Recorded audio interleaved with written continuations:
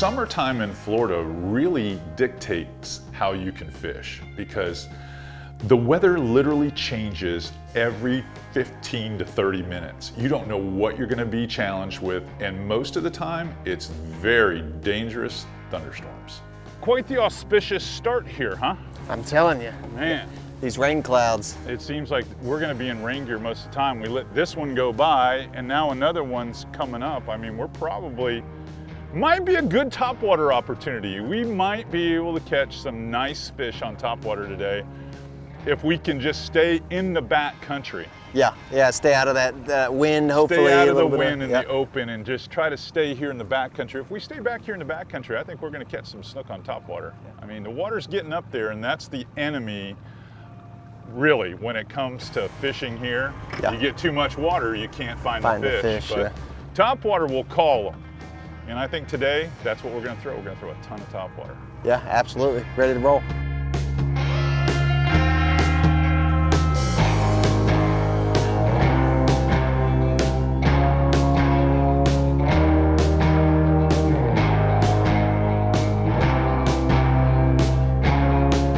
The target species really in this show turned out to be snook, and that's kind of typical when you have stormy summer weather. Snook are the type of predators, ambush predators, that take advantage of runoff, low light, fast moving water, wind.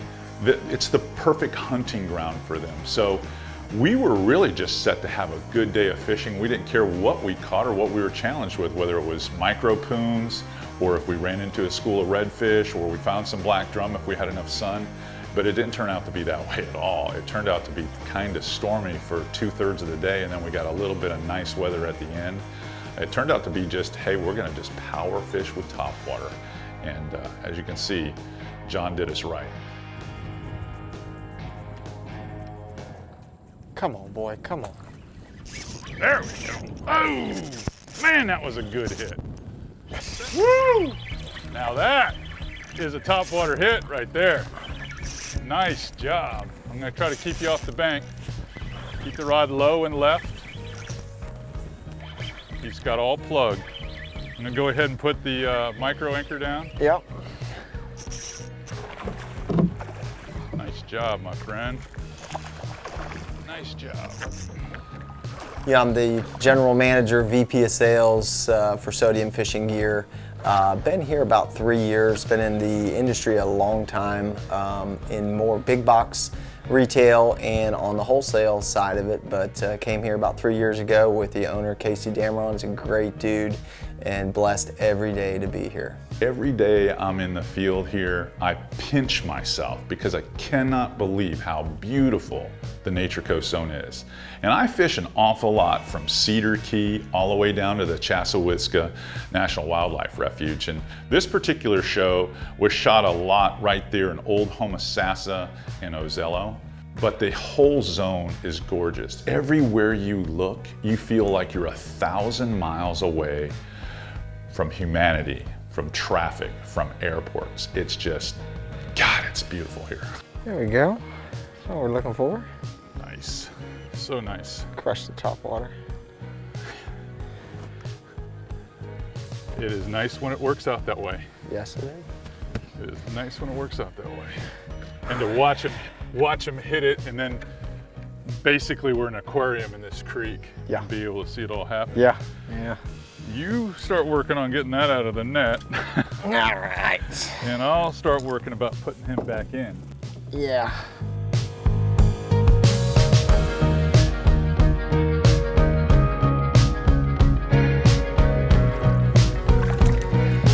Nice. There he goes.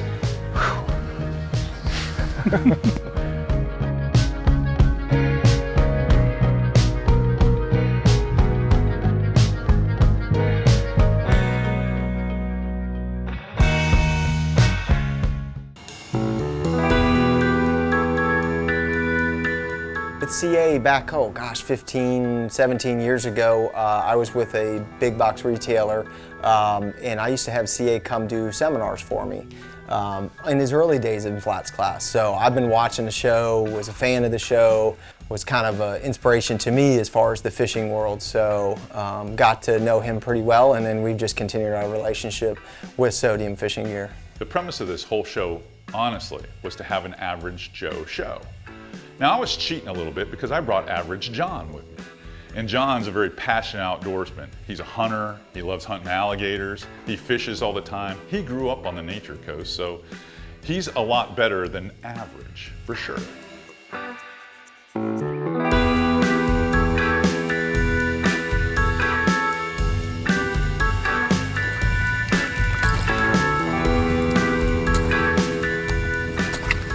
John's working that sheep hup, and this one particular snook literally must have snapped at that plug 4, 5, maybe even 6 times. I don't even remember because the action was happening. And he was trying to stay steady with his nerves and not pull it away. And finally, when the plug disappeared, he just did pull it away a little bit, and I just fired a cast right behind him, being the friend that I am. And was able to roll a subsurface bait in that same zone, and I ended up, well, snaking his snook, if you will. I picked up your trash. I picked up your trash, man. Thanks for getting them all hot. Man, I don't think we've seen a snook that wants one that bad. Holy And I was like, soon as I saw you get him up there, I was like, I'm gonna catch that fish. Catch that fish. That was awesome. You had him so hot. He was pissed. He was not happy. You had him so hot. Whoa. There he is. Woo. I can't let you see this. That's top secret bait, huh? That's not out yet. Oh, all right. That's an iCast bait. Okay. Can't even talk about that one. But it works. It works. That's right. Nice fish. Nice.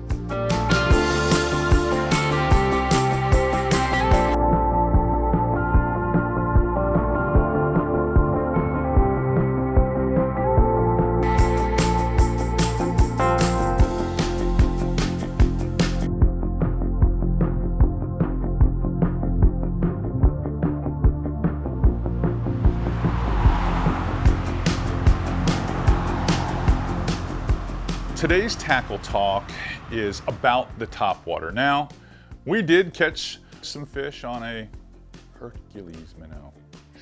Not supposed to know about that one. But primarily, we caught them on topwater. Now, here's a few rules I like to, well, live by for topwater. One, you'll notice I have single hooks here, and they come in these replacement packs that you can buy from MirrorLure. Or you can go to sodiumusa.com and buy them there. So I like to replace them this. Why do I like to use the single hook personally?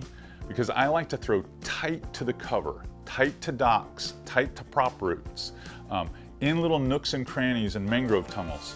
And when you throw in tight like that, occasionally you make an errant cast and it gets hung up. Well, it's a lot easier to snatch your bait out of the limbs or out of the roots with a single hook than it is with a treble hook. Treble hook, get in a lot more trouble. Plus, it's easier on the fish, and it's easier on you if you get stuck.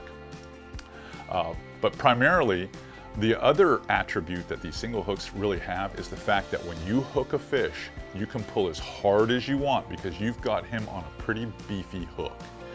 When you have a treble hook, they can leverage themselves off because the hook gap is half the distance that this gap is. The other rule that I live by is short sections of 40-pound fluorocarbon leader. Now, occasionally, I'll even use 50-pound leader, but 40 gives you that stiffness, if you will, that allows the topwater to work back and forth without grabbing the leader with the front hook all the time. It's a really cool little trick.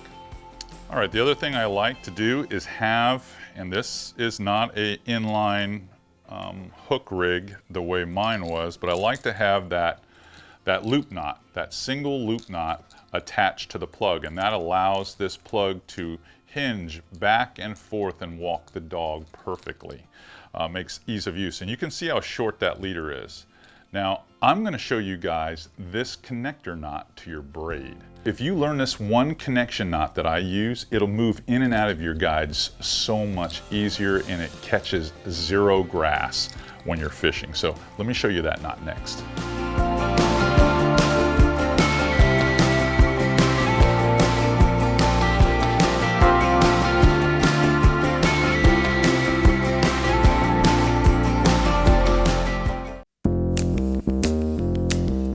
One of the tricks with Topwater is kind of getting yourself under control. Once you consistently can work that plug back and forth, which we call the walk the dog retrieve, once you nail that, then once the fish comes up behind it and starts blowing up, you have to keep under control and continue to walk the dog until you feel the rod being pulled out of your hand. Because when I teach clients on my boat each and every week and we're throwing Topwater, I do not allow them to set the hook. It's all about the rod loads. You lift quickly, I mean as fast as you can, and start reeling once the rod's loaded. You never set the hook on Topwater. I got him on the nail here. It's a big snook. I mean, it's a big snook. He hit the woody woodpecker. I can stop it long. Woo! That is a good one. That's the kind you show up to fish Yankeetown right there. That's right. Ooh. Yeah, he's a Yankeetown snook. That's right. That's a good fish. That is a good fish. Oh! Hammered that Topwater. I guarantee you he's all 33, 34 inches long. Yeah. All of it, maybe Yeah. longer. Yeah. Good night. That's the real deal.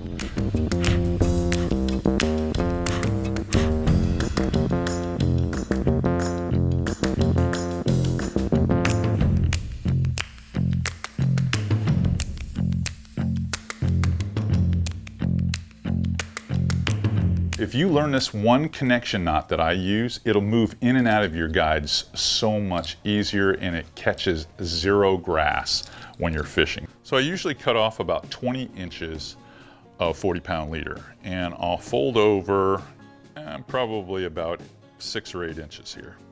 Now I'm going to take my main line right here, which is, in this case, on this particular rod, is 20-pound on my casting rod. And I prefer casting gear to do what I'm doing. I take the tag end of the main line and I stick it through this loop. And I usually pull about 6 inches or so out the other side of that loop. And then I pull the main line out a little bit and I wrap underneath it.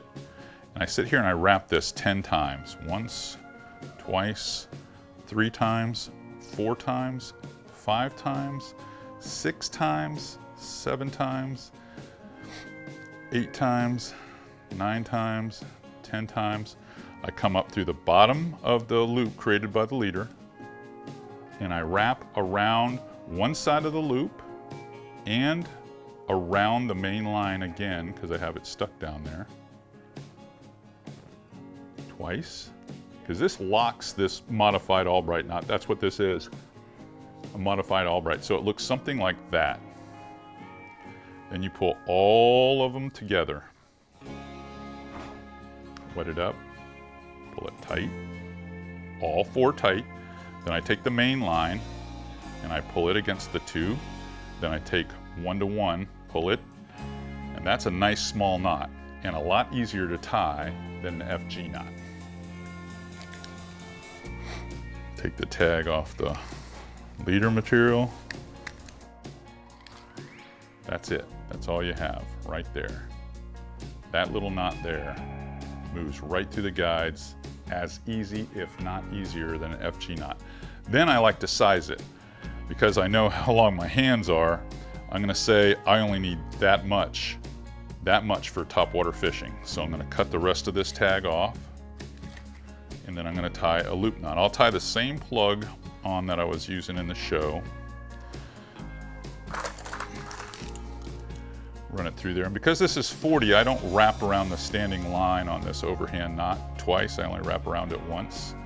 But I leave a long tag. A lot of people say, man, that is a long tag that you leave. Looks like it's almost 3/8 of an inch long. Well, I want to give it some slip resistance, you know what I mean? So that way it can only get tighter. So I do leave a long tag on this. Trust me, anything coming up to smack this plug is pissed off. It's going to want to eat it. So you don't have to worry about the tag being a little bit long. That fish is after that plug. He's running it down, and usually all he sees is the back of the plug going like this. He doesn't know how bad a knot tire you are. You better be a good one though, if you want to land it. Next, I want to show you the rod and reel setup that I was using.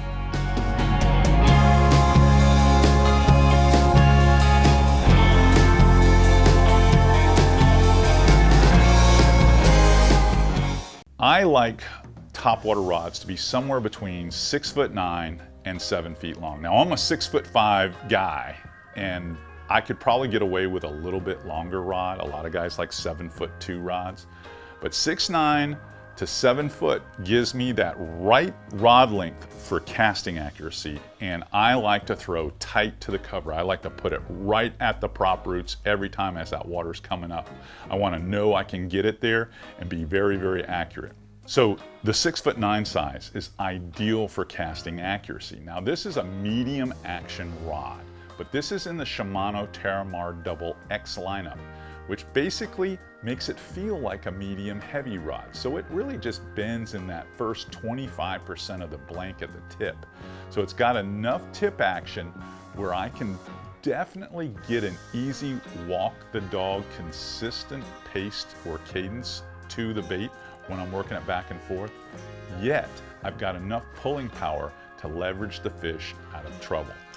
Now the reel that I like to use on a lot of my topwater plugs so I can get some serious casting distance is a Curado 200 XG. This particular reel for me is the freest of all the reels that they have and has a nice wide spool. So when I pack this thing full of 20-pound Power Pro Super Slick V2, I can make, unbelievably long casts, longer than you can actually cast with a spinning outfit in most cases. That's how long this setup will actually be with your topwater products. So for me, this is the perfect scenario for topwater fishing, especially when you're fishing in that tight zones where you have to make perfect, accurate casts. Oh, come on, that's a big fish. There we go. There we go. And that looks like a big redfish. That's a redfish, yep. That's a good red. Stay with him. Stay with him. He hasn't figured out he's hooked yet. Yeah. He was sitting back there in that Snook condo. I mean, hammered it. Oh, Keep that rod low. You don't want him in the trees. yeah. Keep him low. Is he in the tree? He is in the tree. Hold on, little drama. He's still there. Yeah, he's on. I'll get in the water if I have to. This thing runs right down the port side of my boat and is headed toward the camera boat. He doesn't even know he's hooked, but as soon as he feels the line get tight, he doubles back and runs straight up into the mangroves. I have to crash up there. I'm telling him to calm down, and he doesn't open his bail. He just goes right in there and starts folding a rod through all these mangrove roots. You can open the bail, you know, and that would be easy. Or, John, you could do it this way. John, that's a different way. I've never seen anyone do it that way, but. What's the problem? And you know what? Your reel did not go in the water. Well, I know. I appreciate your due diligence. I mean, there's a bail thing on there that you open. That's all right. That's all right. Hey, won't lose the fish, you know. You're good at combat fishing. That's right. John, that's what I like about you. When we get this one in the boat, we're going to the seafood cellar. We're going to the seafood cellar. That was worth it. That is a chunk of copper. Yes, he is. Oh, He man. slammed that topwater right there. He's sitting right back in that little cove right there. I figured I could just swing it right through there and almost got it, but it got caught up on the tip. But hey, it worked out.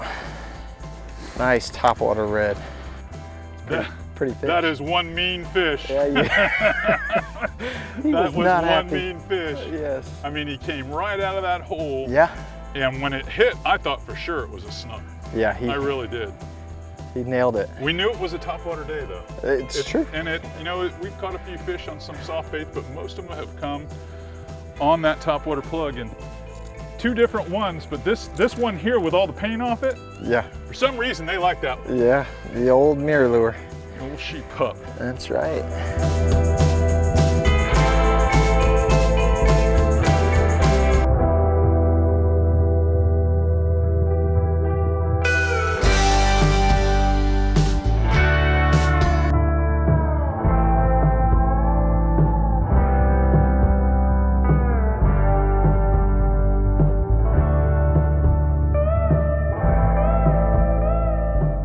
Really want to thank John Kruesh for being my guest instructor today, my guest host. He did a fantastic job.